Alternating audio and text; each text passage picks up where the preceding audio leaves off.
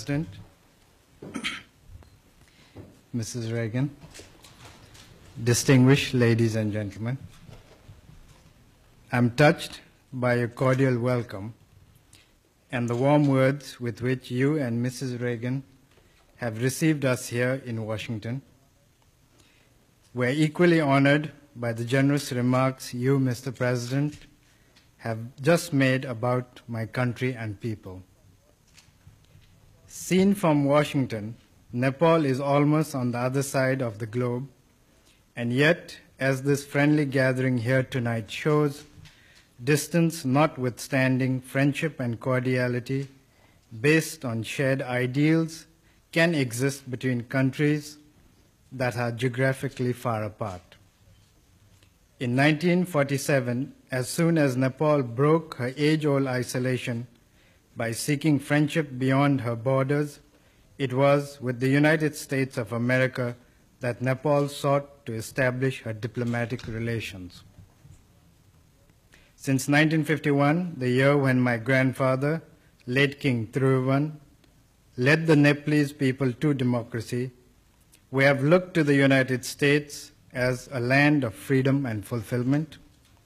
The enduring ideals of the founding fathers of America, who spoke to men of liberty and independence, have inspired men throughout the world, including those of us living in the mountain fastness of Nepal.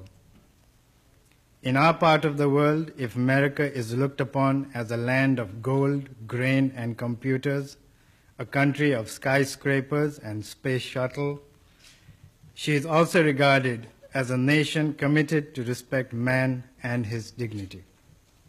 A land of discovery, America has distinguished herself in being inventive, in breaking new grounds, and opening newer horizons of knowledge for the betterment of man. With a country such as the United States, one wonders if Nepal has anything in common. On the surface, there may seem very little.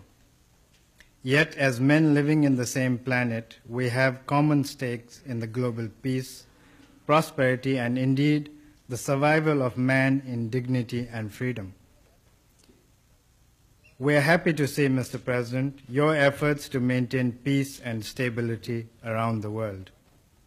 The Nepalese people join me in appreciating the understanding with which, on behalf of the people and the government of the United States, you have extended support to the concept of Nepal as a zone of peace.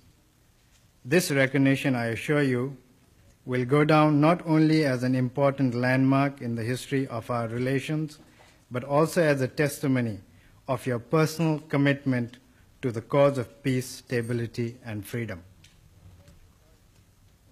Nepal rejoices in the achievements of the American people in different fields of human endeavors. The initiative and enterprise of your people are exemplary. Yet what happens in this part of the world sends its ripples even to the roadless villages of Nepal. We receive their fallout. When America suffers a temporary drought, millions around the world get affected. Indeed, if I may seek your indulgence, I would like to mention something that on the surface may sound trivial, but sometimes it is the small thing that can bring about profound changes.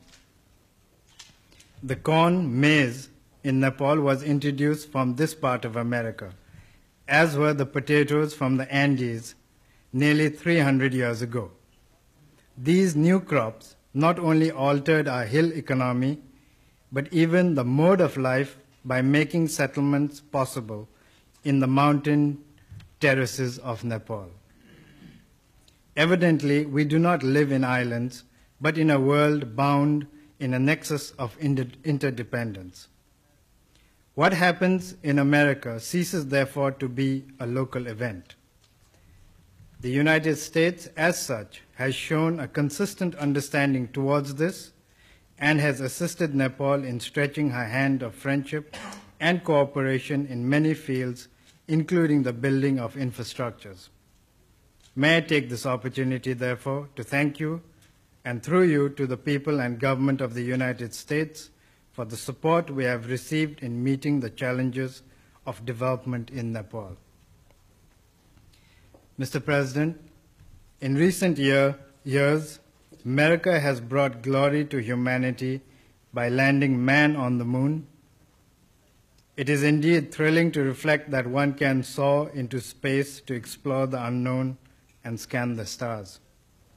Yet these adventures into outer space would carry still deeper meaning if the part of humanity living in Nepal could also rid themselves of their continuing poverty.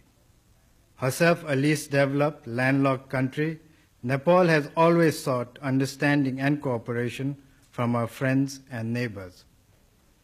In fact, since the time I assumed responsibilities, I have sought that the minimum of basic needs must not be denied to people anywhere in the world. In this regard, I take comfort in the reassurance that the United States will continue to extend cooperation on a long-term basis into the future. Modern technology, Mr. President, has reduced distance and joined us all into a family of nations. This situation demands that we create an enduring relationship based on a sense of purpose and meaning. Were Nepal and countries in her region willing to join hands with the United States and other international agencies in a creative effort for prosperity by putting into use a fragment of their human and capital resources to harness the water potentials of Nepal, it would not only enable them to walk over a long road to progress for our region as a whole, but would also continue to build bridges of understanding between a most advanced and a least developed nation of the world. It would also mean eliminating the perils of hunger on the one hand and the danger of instability and extremism on the other. I have no doubt that Nepal and the United States can cooperate in many fields of creative endeavors. As countries that have shown respect to the uniqueness of the individual, we believe in the conservation of the natural as well as the spiritual heritage of man. But most important of all, we both honor the freedom of man and the independence of nations. In this regard, we appreciate the support the United States has shown consistently to our identity as a nation.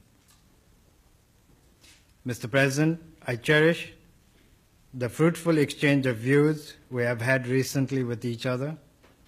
You have been very reassuring, and I wish to thank you and Mrs. Reagan for the warmth of hospitality shown to me, my wife, and members of my entourage. Excellencies, ladies and gentlemen, may I now request you to join me in proposing a toast to the health and happiness of President Ronald Reagan of the United States of America and the First Lady, Mrs. Nancy Reagan, to the peace and prosperity of the American people, and to the further development of friendship between Nepal and the United States.